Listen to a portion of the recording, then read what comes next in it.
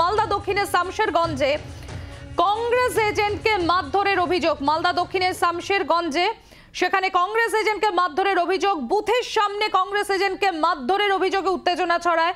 মইদুল শেখ নামে কংগ্রেস এজেন্টকে মারধরের অভিযোগ তৃণমূল কংগ্রেসের বিরুদ্ধে।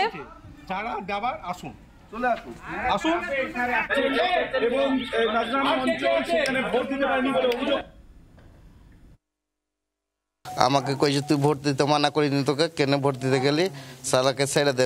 তৃণমূলের মেম্বার কইছে ইব্রাহিম ওর ভাইকে দিয়ে আমাকে মারতে লাগলো।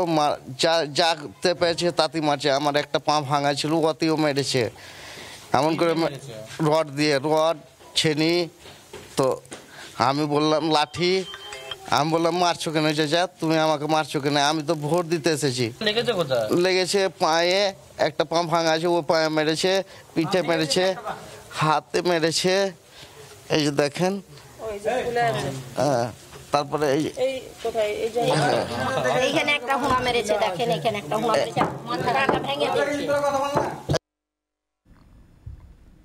দেবারতী রয়েছেন আমাদের সঙ্গে, আমাদের প্রতিনিধি। দেবারতী, আক্রান্তরা তারা সরাসরি অভিযোগ করছে তৃণমূল কংগ্রেসের বিরুদ্ধে।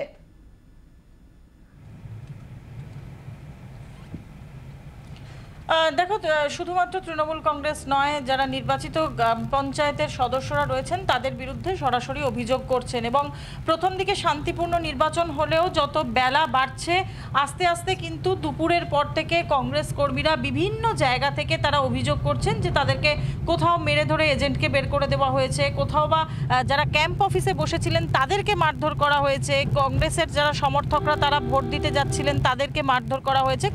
তার মধ্যে কারোর আঘাত গুরুতর, কারোর আঘাত সেরকম গুরুতর নয়।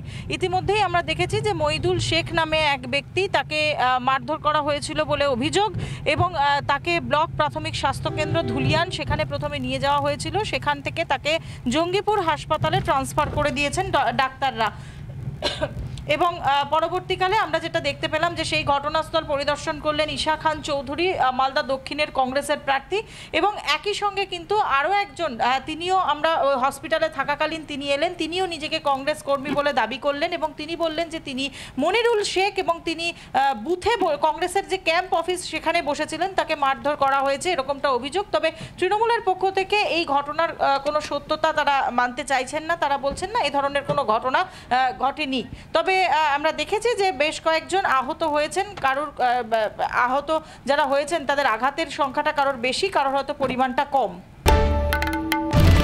বাংলার আওয়াজ, বাঙালির আবেগ, জি 24 ঘন্টা।